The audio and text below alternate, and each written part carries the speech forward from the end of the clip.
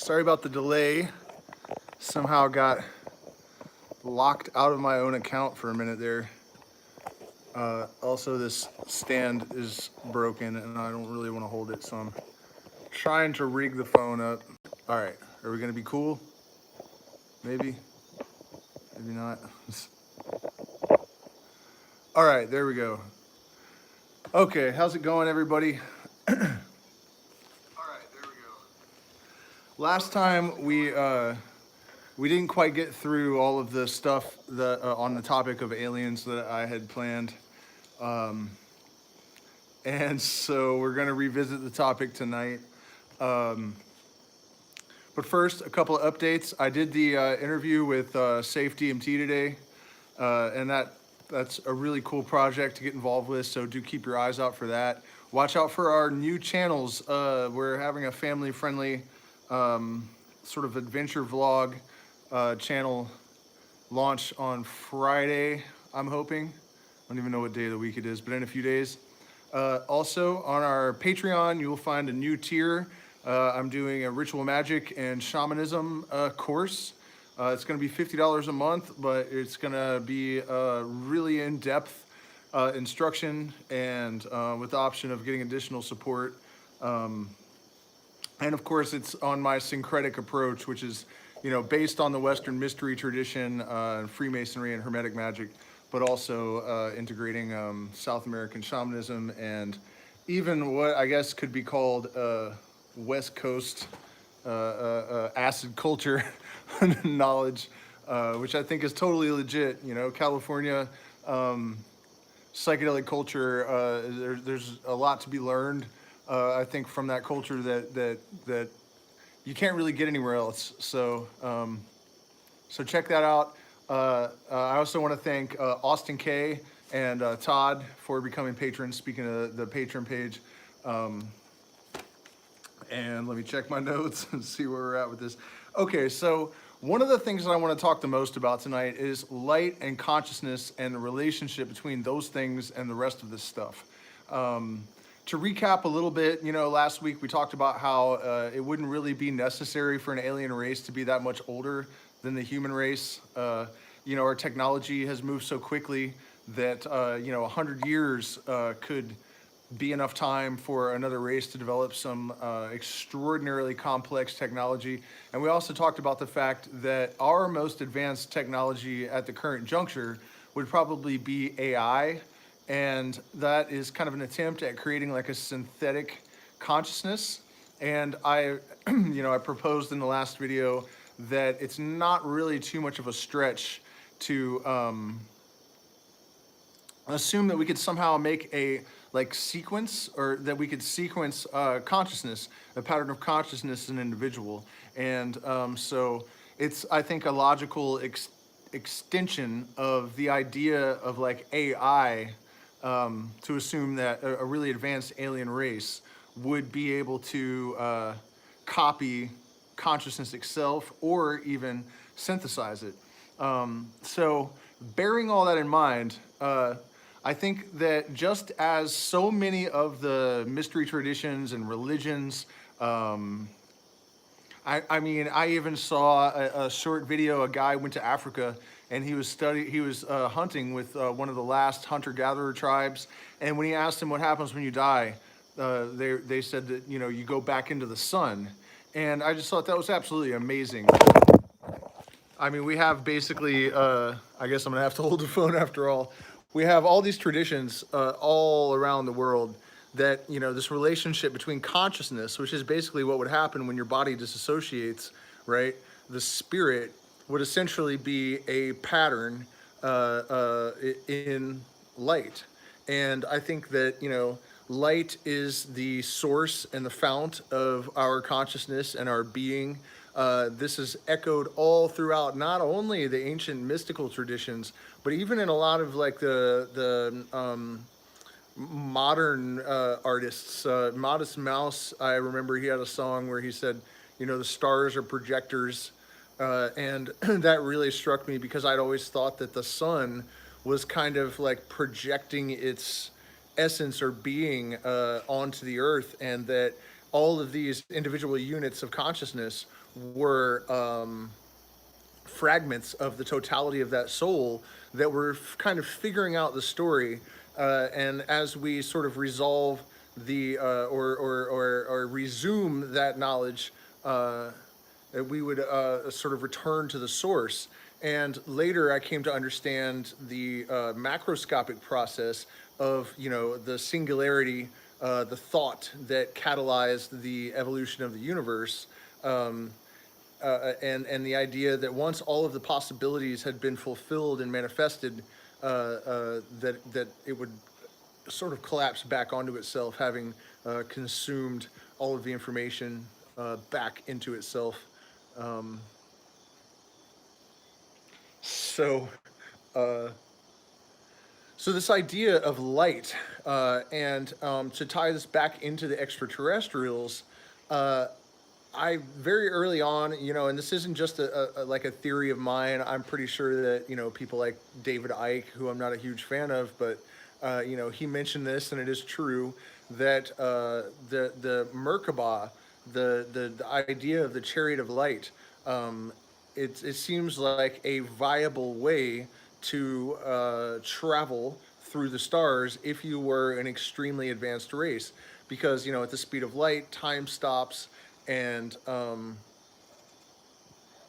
so that always kind of like seemed like almost like a no-brainer to me that would be how it is done. uh, and to relate that also to like my own story and how the star tribes, as they have been described by various Native American tribes, Golden Light Eagle is a Sioux Sundance chief that I met with in New Mexico, but he was accompanied by Mayan and Turd. I'm not sure what that is supposed to mean.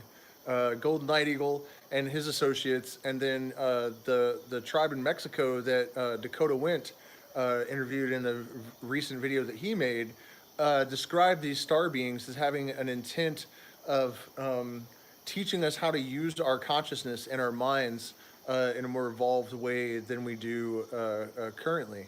And this association with the New Age movement, there's a lot of talk of these light beings, and so light is just this like re-emergent characteristic of these stories, and it seems to be just so central to consciousness and spirituality, and even the story of these aliens.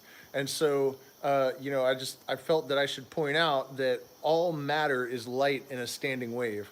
There are basically only two things in the universe.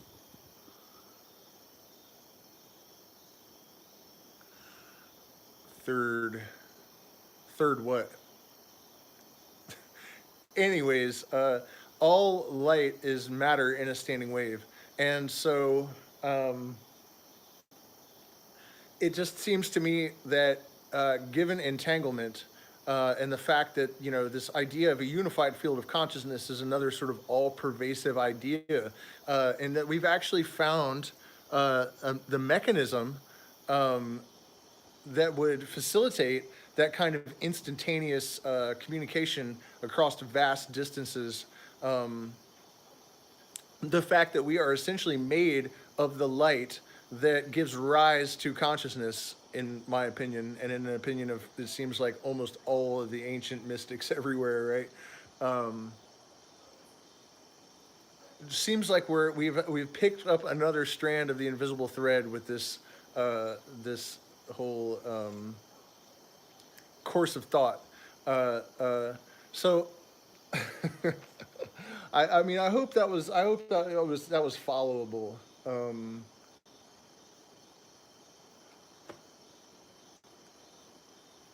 I guess another element that I want to mention, just because I put it in the description, and no conversation about aliens and shady government stuff would be complete without Elon Musk being mentioned, right? He said something the other day that really struck me, and this is something I'm also responding to someone that might be watching tonight. that, felt like even the mention of psychedelics in connection with this subject was discrediting. And I just disagree so strongly. Uh, for one thing, the Native Americans that I met with and discussed this stuff with. And by the way, these guys, at one point in a ritual, this guy was Hawaiian. As I said, there were a lot of different representatives of different tribes. Their message basically was that the star tribes had taught the ancient people how to access these capacities of consciousness that we either have lost touch with, or that, we just don't have yet, haven't evolved into, we haven't grown into them. They opened the ritual by saying that may the wind blow to confirm the power of our prayer, and the wind blew so hard that gravel blew across the. We were actually in a parking lot behind a hotel, which was like, sort of a not as romantic of a setting as I maybe think would be appropriate. But so my point is that they did establish some credibility in in the realm of this claim that the star tribes had taught them, how to access these capacities of consciousness. And so one of the other things that they told us is that the reason that we don't perceive the ships, which is, one of the contradictory elements of this story that I'm not real thrilled with. I've never really managed to resolve. If these beings can zip around in the form of pure consciousness as, immaterial light, what the fuck do they need ships for? I've never really come to terms with that. It's I don't know if maybe there's a bunch of different types of beings here. Some of them are immaterial. Yeah. I'll talk a little bit about the Anunnaki. The thing is, though, I wasn't there, so I don't really know what these legends are about. And one of the things that I really hate is when people they'll sort of like look at circumstances and then conjecture about what it means. And but then that's fine. But a lot of people like Graham Hancock will do that as if they have like absolute knowledge and they're sure that their interpretations of these circumstances are actually correct. And I think that's really unhealthy. So I won't do that. But I mean, we can talk about, what I think some possibilities regarding all of that. And it's not like it's not something I've invested a lot of time researching. But what I'm saying about that is that there is this concept that I think was popularized by Dennis and Terence McKenna that psychedelic compounds sort of turn off a reducing valve in the consciousness that allows us to perceive a wider spectrum of the available sensory input. And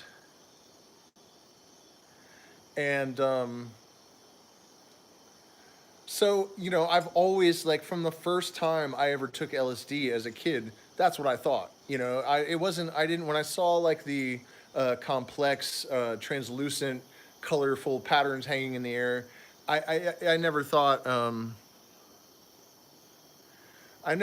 that it was not there, that it was actually hallucination.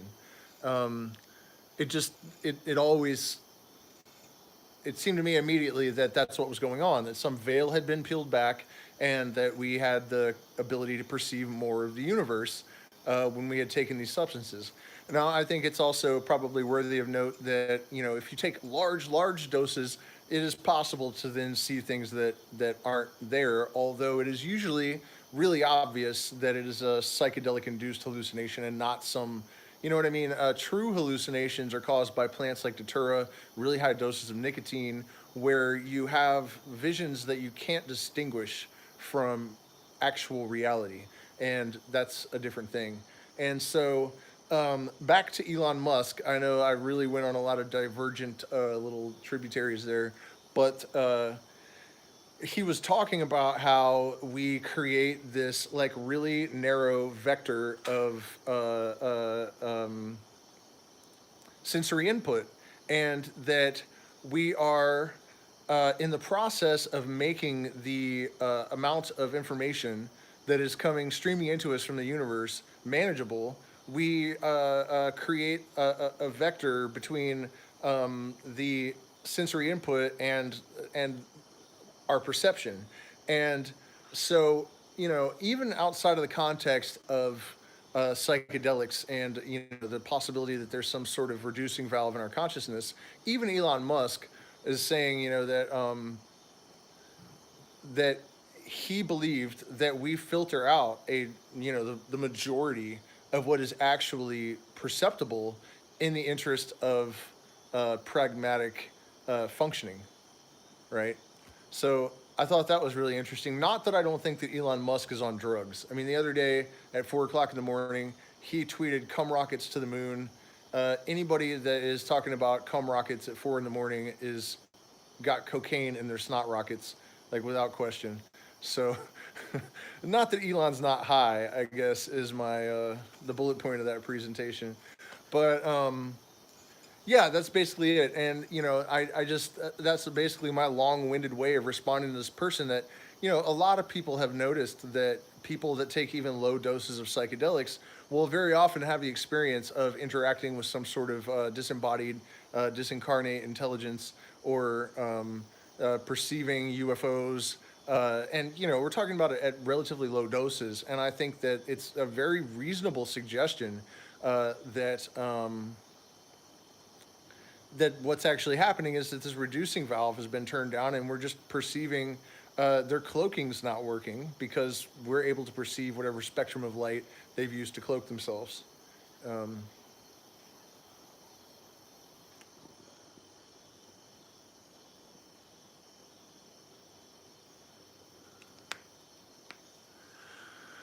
I don't know what you mean by gatekeeper,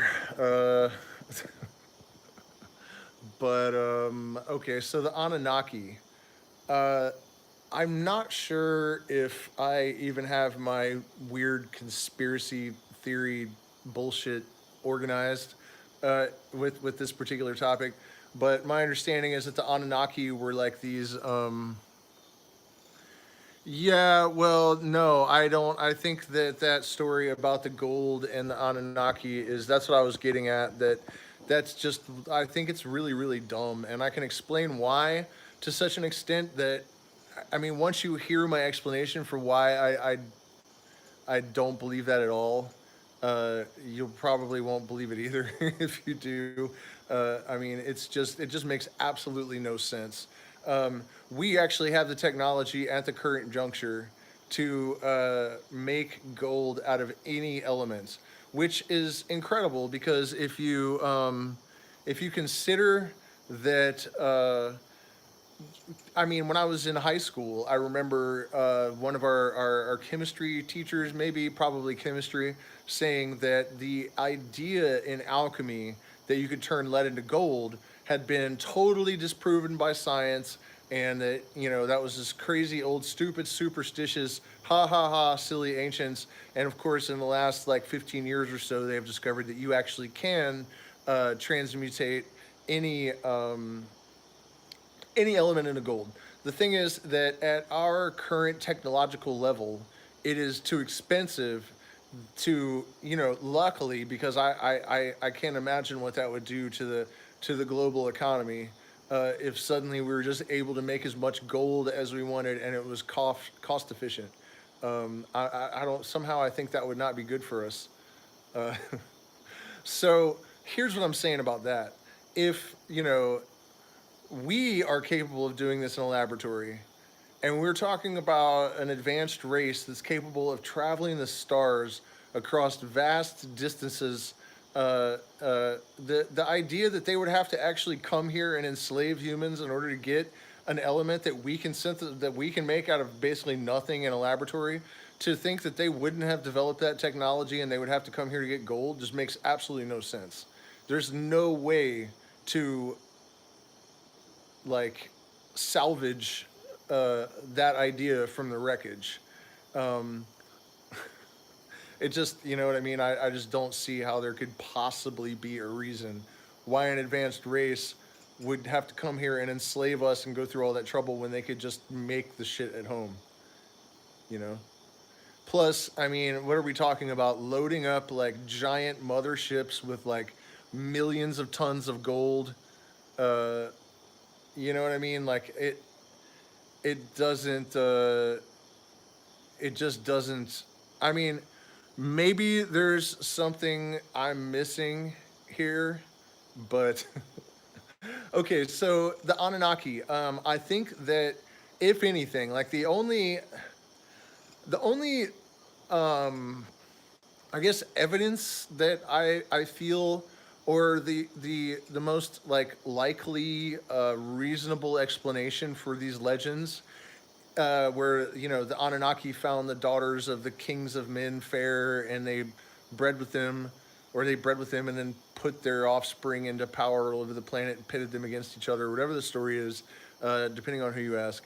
Um, the missing link in human evolution, when they talk about this like interbreeding with an alien species, I think that it could explain the sudden divergence of human evolution from the rest of the evolutionary paradigm, where with most animals it seems like it's basically just physical evolution, and we seem to have developed this sort of like exponentially more advanced consciousness.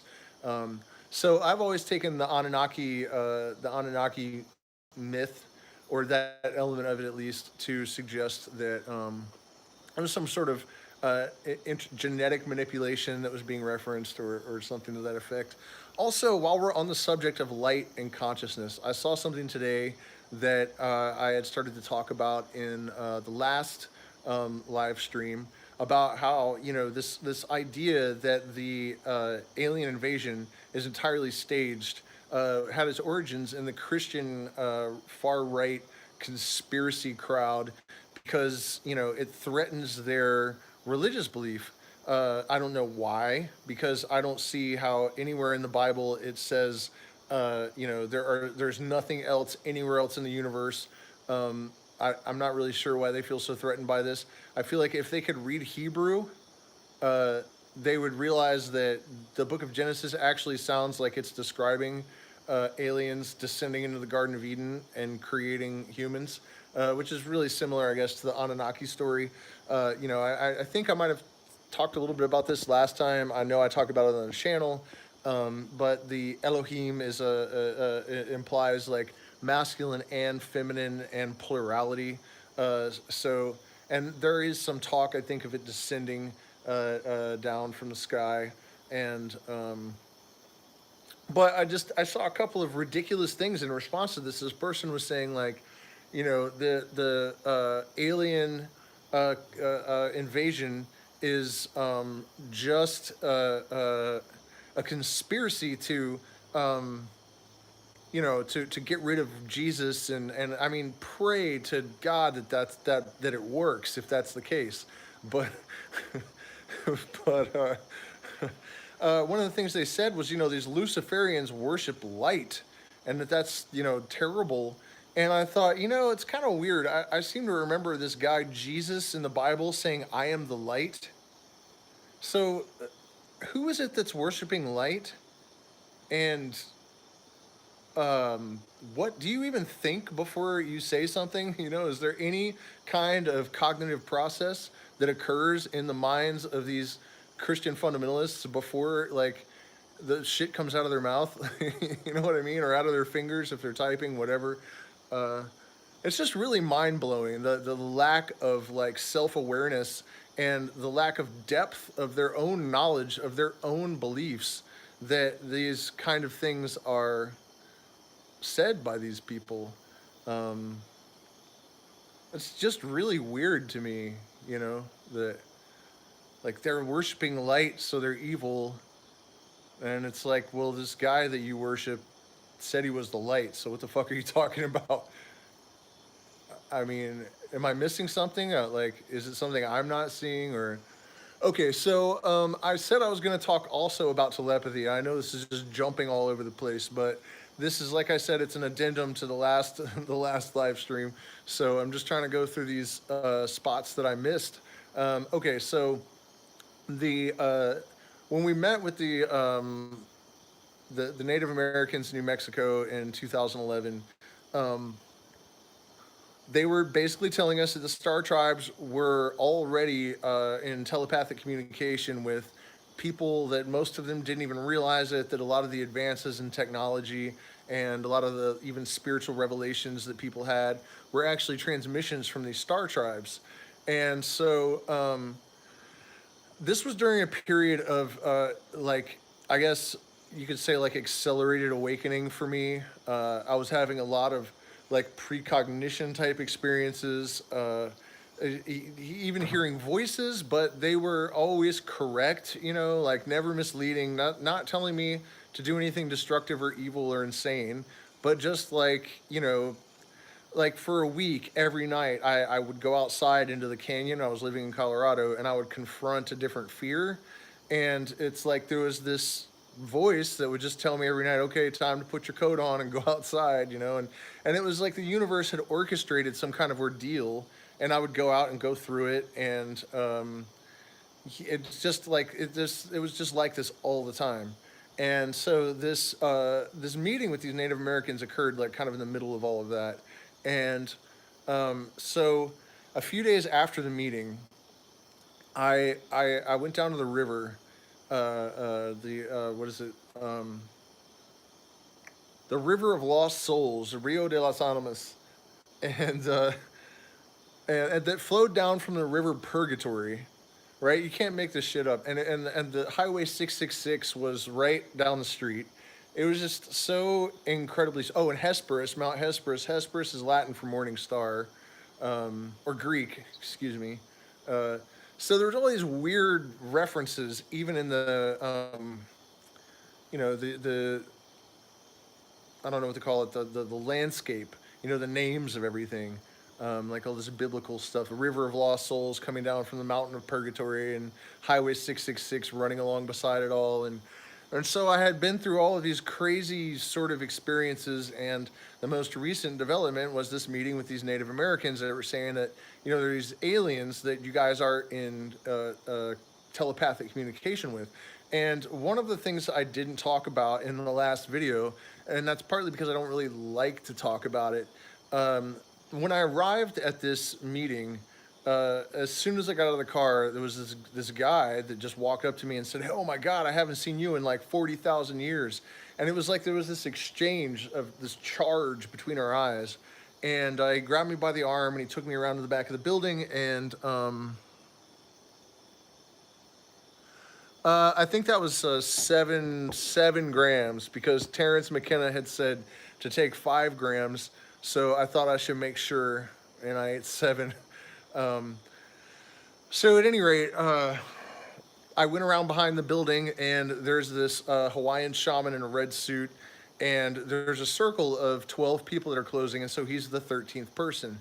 And you know, as the circle closes, he walks around to everyone, and he's like, just let the words come, and he's like, whoa, like a Tibetan monk, that same identical sound. Very rich, deep baritone, and he would say, you know, harmonize, just let the words come, and put his hands by your head, and people were, you know, a much higher harmonized pitch. They would say stuff, and so he went around the entire circle of people doing this, and then, you know, he said, "May the wind blow to confirm the power of our prayers," and the wind blew super hard, and so I had no idea why we were even there yet. I don't know. My roommate had gotten an email about this meeting, and I didn't even know what it was about. I just knew that there were a bunch of Native Americans coming for some reason, and it seemed like something I should go be a part of. But that's literally all I knew.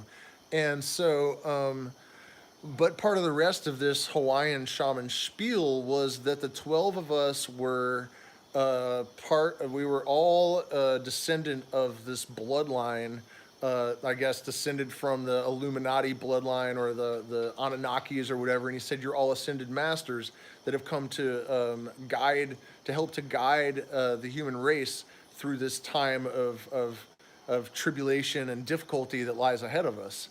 And of course, you know, that was like, well, what the hell, you know? But that's the explanation for like why the stuff that happened to all of us, I think, after this, that we all had some pivotal role to play, and that's why these star tribes were interacting with us. And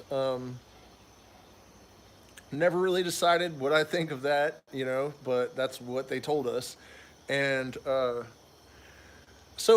couple of really other strange things happened with this group before. I mean, a lot of really strange things happened. Telepathy, I've told some of the stories in other videos. It was really, I mean, they, truth is self-substantiating, I'm always saying. And these guys demonstrated capacities of consciousness beyond calling the wind, uh, like as a matter of routine throughout this weekend that we spent with them. And so one of the last things that happened as we were leaving, this was during the I don't know if you guys will remember, but in the Gulf of Mexico there was like an oil cap that blew off or something, and it was just tons of oil just dumping into the ocean. And so we made a circle and we did this like big prayer ceremony ritual to close that thing. And I found out the next day that it had closed like within minutes of this ceremony, and I'm not saying that we necessarily caused it, but I do think that there is some kind of symmetry in the wiring under the board, that these things are not necessarily causative, but that doesn't mean that they're unrelated either, if that's followable. Okay, so, I'm basically just trying to convey like the level of rabbit hole fucking weirdness that went down at this meeting with these guys.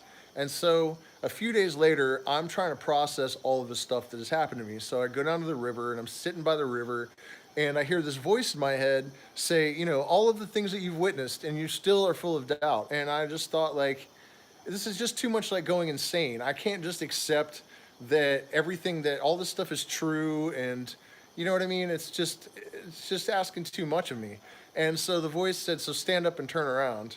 And I'm like, fuck me, I knew something was going to be there. And so I stood up and turned around, and right above the mesa there was a little teardrop shaped silver vessel. It was actually the second time I'd ever seen it.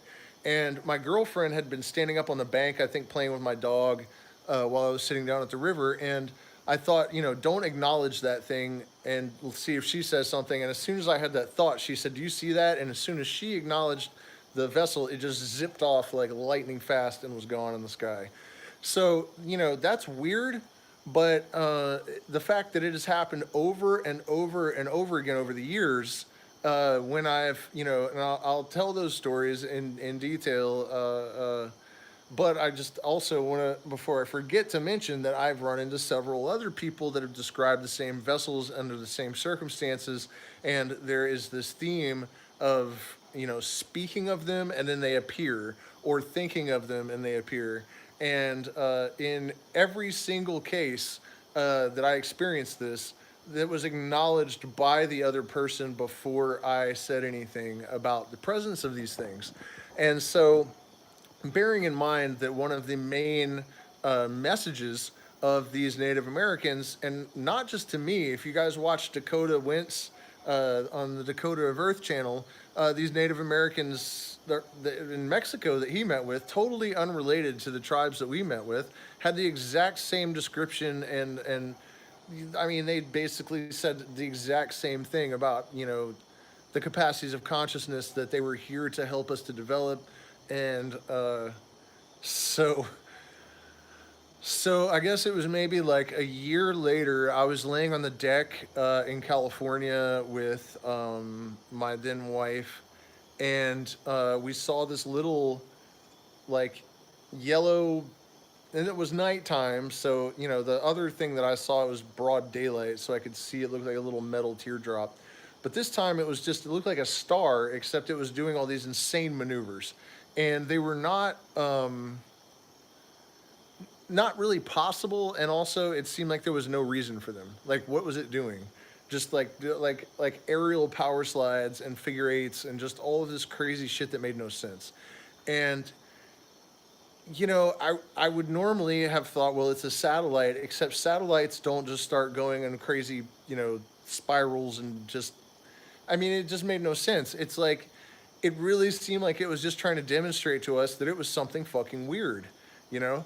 And so, my wife was either present. No, she wasn't present at the meetings, but of course she'd heard some of these stories, and she said, "Oh my God, is that one of those ships? Maybe it's here for us." And as soon as she said that, it stopped directly over us, and I noticed immediately that if you hadn't seen it moving, you would never be able to distinguish it from the other stars, or well, from the stars that Uh, so, that was odd. And I don't remember every detail of the conversation, but it went on for a little while. And we would say things, and it would definitely seem to respond until eventually it just shot off into outer space and was gone. And, and look, I'm totally cognizant of the fact that it just doesn't make any goddamn sense that there would be, vessels full of telepathic aliens just like screwing around with random people. But I have more of these stories, and they all had witnesses, and I've heard this shit from at least half a dozen other people.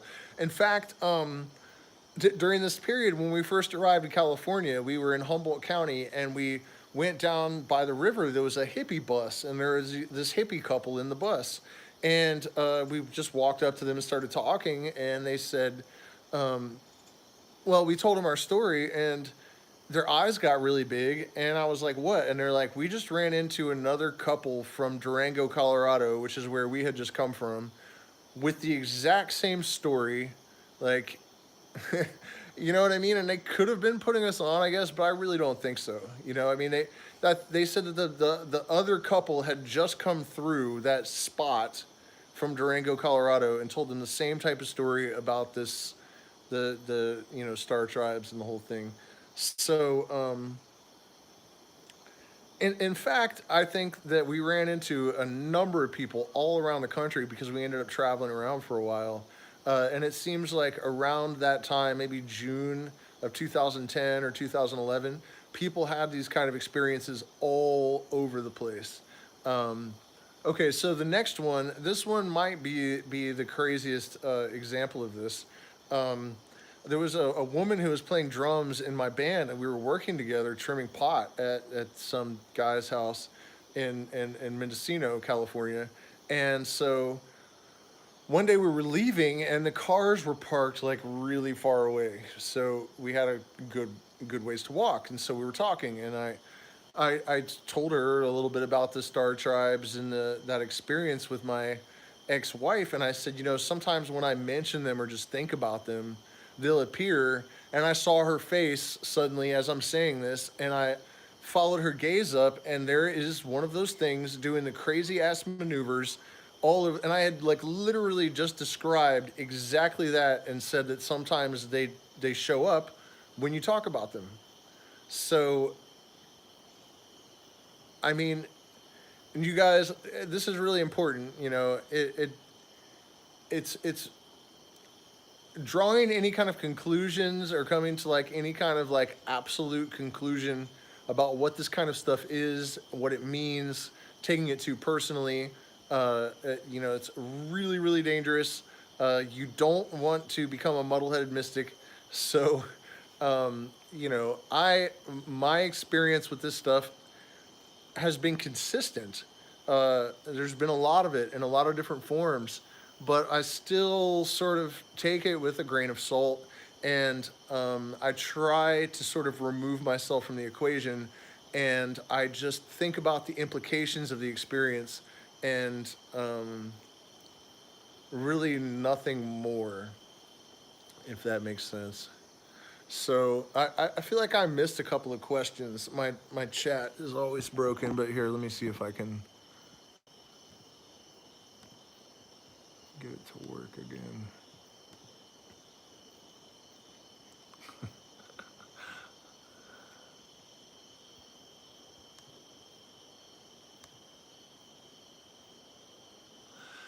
And I mean, obviously, I really hope that I'm correct about all this. If you weren't there last time, one of the main bullet points of this presentation is that according to the vision that I had when I was a kid, and a lot of the other people that have claimed to have these kind of experiences, and the Native Americans that talk about the star tribes, is that they will not come and reveal themselves until we're at the sort of like irrevocable point of no return. We're dangling precariously on a precipice above the abyss, and their role is to pull us back before we drive ourselves to extinction. And I just, having experienced all this and having received that information, when I look out into the world and I see the impending chaostrophe, I mean, it's not even impending, it is totally in effect. You know, with the chaostrophe that we are neck deep in, um, it just seems a little bit difficult to dismiss as coincidence the fact that we were told that they would not intervene until we were past the point of no return, and here we are at roughly the point of no return with disclosure basically having occurred. I mean, it's not that, and I don't know that even in the I don't know what to call it, alternative uh, multiverse of, you know, conspiracy theorists and New Agers and um, open-minded people and whoever else constitutes the out of the box thinker crowd. Um, I don't think that we have really gotten it through our heads that it's not that disclosure is imminent. We are not on the cusp of disclosure. It has already happened. You know, I mean, I just watched. Well, no, it was the 16th. I don't know what happened there. It was something on Instagram. I think it's connected to Facebook, and I changed my Instagram profile and saved it with the wrong date. So it, I think it announced that it was my birthday on Facebook on like June 6th. But that's not my birthday. It's May 16th. Um, But yeah, I think that what we need to realize is that disclosure has already happened. And I honestly don't think that it's a hoax. I think that comes from threatened Christians. I think that, you know, anyone that is not Christian should be aware of the origins of conspiracy theory in the United States. I happen to have a lot of admiration and even have taken initiation in a lot of the secret societies. Right on, Sammy. Um, that people think are so evil, and I know from firsthand experience that that's just dumb. It's got nothing to do with reality. And well, I mean, there is the left hand path. Uh, but at any rate, the a lot of the prevalent perceptions or ideas in the conspiracy theory world originated in right wing Christianity. And I mean, I can even tell you the book that started it all. It's called Secret Societies, and it was published in 1933. And what happened is this lady who was a born again Christian became aware of the writings of Adam Weishaupt, who is actually the founder of the Illuminati, who are or were, but in my opinion, are real. Um, and she saw that one of the goals of the Illuminati was to get rid of religion. And of course, if a Christian hears that, they just see Satan rearing his horns, and that's how it all started. That was the beginning of the satanic cabal ruling the planet. It all stems from this one stupid book written by this idiot Christian that just, you know, they're just threatened by their own shadow. Anything that has any kind of spiritual connotations that's not Christian is evil. And that's what all that shit is. And that is also, I think, where the UFO hoax idea originates. People who are religious feel threatened by the idea that we're not alone in the universe. And it's really interesting because a lot of the things that those people are saying, the ones that are overtly Christian, anyways, they're actually correct. That it's about getting rid of the old religious paradigm, that that light is a central sort of spiritual element. Um, I mean, a lot of the things that they're saying are absolutely true. That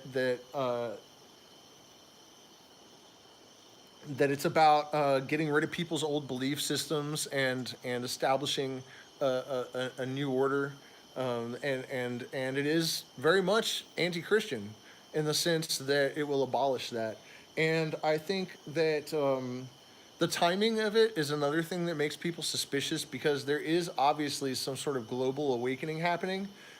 People are waking up from the spell of human history, moving out beyond the shadow of our ignorance and delusion, and our consciousness is dissolving the mind forged manacles of religion and politics and history. And the serendipitous appearance of alien craft or aliens themselves with such density that the governments are no longer really able to deny their presence is not because it's Satan and conspiring with world governments to deceive people. It is because there is a symmetry in the order that is that the universe is predicated upon, that gives rise to creation, and that symmetry is expressed in all orders of creation. So from a supersymmetry on the subatomic level to the symmetry that is expressed through genetics in plants and animals, to the evolutionary symmetry in the evolutionary paradigm, where our culture is at the point where the old religious uh, um, institutions no longer serve us. Not that I think that they ever did, but where they've worn thin, they have become hollow. They are subject to de-emphasis and de-evolution as a matter of necessity. And so the advent of the global revelation of life, other life forms in the universe, it couldn't be timed more perfectly. And I think that rather than being evidence of a satanic conspiracy, it's actually the opposite. That there is some sort of intelligence that is inextricably intertwined with the fundamental fabric of the universe, and that if you have eyes to see and ears to hear, that the true scripture is writ large upon the land for those that have eyes to see it. To quote an evil Freemason. So that's my take on it. That it's as Terence McKenna posited many years ago. The universe is teeming with all sorts of intelligence, and I think that as we were talking about earlier in this live stream, the relationship between consciousness, the idea that whatever soul we have, whatever consciousness we have, is somehow generated by light, is pretty much self-evident. And the fact that all matter is light in a standing wave, if you start putting two and two together, this nearly ubiquitous idea of consciousness as the fundamental um, material, the primum materia of the matter in the universe, uh, it's it's it couldn't be more obvious um, that this is not just a moment of planetary revelation, but it's a revelation on all levels: metaphysical, spiritual, religious, philosophical, political. All of the old paradigms are coming undone at the seams, and that is born of necessity. We are being strangled and suffocated by the restrictions that have been imposed on us by, the old political paradigm, by the religious paradigm, and it is time for the emergence of a new order of consciousness and personal expression and freedom. And I'll leave you guys with, another little bit of metaphysics. And this is a really important thing to understand about why it's so important that we abolish the old religious paradigm. And do me a favor, hit the like button, share, subscribe, support us on Patreon. We are on a mad dash to raise money to get to the jungle, to go to Coca, Ecuador, so that we can work with the Shuar people. And hopefully, we're working with some cryptocurrency companies so that we can hopefully assist them in basically an education to learn to increase their conservation funds and funds for projects through cryptocurrency. So we have lots of good stuff going on. So there's a crypto wallet address in the description and in the chat, and there's the PayPal and Zelle email, and then there's also the Patreon, where you can find premium content and even sign up for my new Ritual Magick and Shamanism class. So what I'm saying is this, about why it's so important for us to step out of the shadow of history. As if anyone needs to say this really at this point. But this is the truth about, people talk about how there are fundamental truths that lie behind their religious expressions, even the stupidest of them, or the most antiquated fairy tale type religions. And there is this, I think it's more of a mystical reality than like a belief. I think it's basically true. And the idea is that what we think of as God is really nothingness. Albert Pike wrote this in the Masonic tome Morals and Dogma, that the Phoenicians thought me light, and all these cultures thought me light. And he's speaking from the point of view of the deity. But I am nothing, he says, nothing. And so the only possible unity in reality is nothingness, because as soon as you have an object and you have a space, you have two things. And so God is this eternal perfection that is nothingness.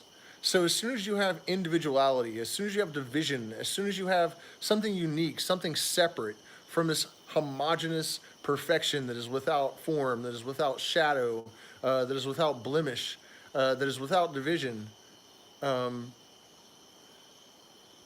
you have a rebellion against that eternal perfection that is God. And so this concept that, if you guys have ever studied or read about Satanism, one of the central tenets of it is that individuality is sacred. That is that is what is holy. The individual will is a divine force that is equal and to that of the Most High God. And so I think it has been one of the most toxic elements of institutionalized religion, this idea that everything but this eternal nothingness is somehow evil.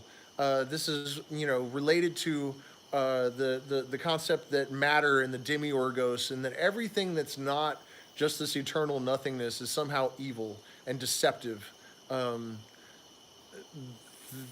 That is what we are moving away from into this light of holistic perception.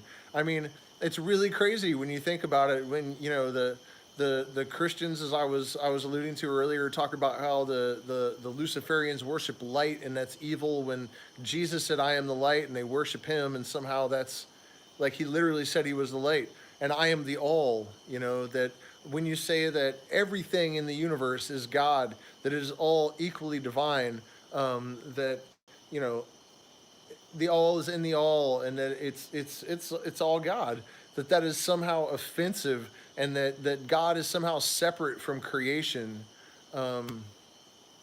That's another thing that I think Jesus said, right? I am the all. So even where these, I think, more fundamental truths are expressed in these religious modalities that we have had to deal with that just put this tremendous pressure on people to become homogenous, to submit, to surrender, to abandon the idea of individuality, to submit their will to to an imaginary void, basically. Um, I don't think any of that will survive the revelation once it is absolutely certain that there is an alien presence on this planet. And I think that the truth is self substantiating. And as Terence McKenna said, if the truth can be told so as to be understood, it will be believed. I think we could take that a step further and assume that the truth is reflected in even the material manifestations that have their basis in consciousness and energy, and that it's very, very likely that a very highly evolved consciousness, that a more advanced race than humanity would have the capacity to demonstrate these things in a way that are just undeniable and irrefutable. And we will no longer have to live in the shadow of superstition and delusion and denial of self and all of these other ridiculous, oppressive machinations of religious institutions that have shrouded us in a pale veil of death for centuries and centuries and centuries. You know, when I hear Christians on, on TikTok or whatever talking about how they're so oppressed, I mean, it's almost like hearing like a pedophile complain that they've been touched inappropriately. I mean, they've been burning us alive and restricting what we do, and yeah, exactly. You know, oh man, that reminds me one more thing that I want to mention before I go. Uh, I'm gonna start putting my TikTok link in the description of these videos, because one of the things I'm starting to do is duet with all of these like charlatan scammer spiritual people. It's getting really bad. They're so inundated with people that are just totally full of shit. And so I wanted to mention specifically this one instance. Uh, this guy is selling a $7,000 crystal that is supposed to help women to merge with ISIS. I shouldn't have to tell you that that is just the stupidest thing that I've ever heard in my life. He was talking about how his wife, he's been watching her merge with ISIS walking around the house. It's like, dude, your wife merged with ISIS when she was born. Like, when the feminine animated matter, that was ISIS merging with women. That's ISIS is not a person that you channel. Isis is a personification of one of the elemental and fundamental forces of the universe, which is, an expression of the interplay of antinomies. And amongst those, or one variation or one modality of that, is a masculine and feminine that exist as forces or energies in the universe, totally independent of, sex. Gender isn't everything. There are expressions of the feminine and masculine that are present in everything that exists. So, if you think you need a $7,000 crystal to facilitate any kind of spiritual expression, you're just please don't spend your money on that shit. So thank you guys so much for watching. Do smash the like button, share, subscribe, support us on Patreon, and we will see you again soon. If anybody has any questions that I can answer, I'll certainly try. I'll give you a few seconds. All right, well, then good night. And again, if you guys are interested, my Ritual Magick and Shamanism course is available on Patreon. The first video will be uploaded in the next couple of days. So thank you so much and good night.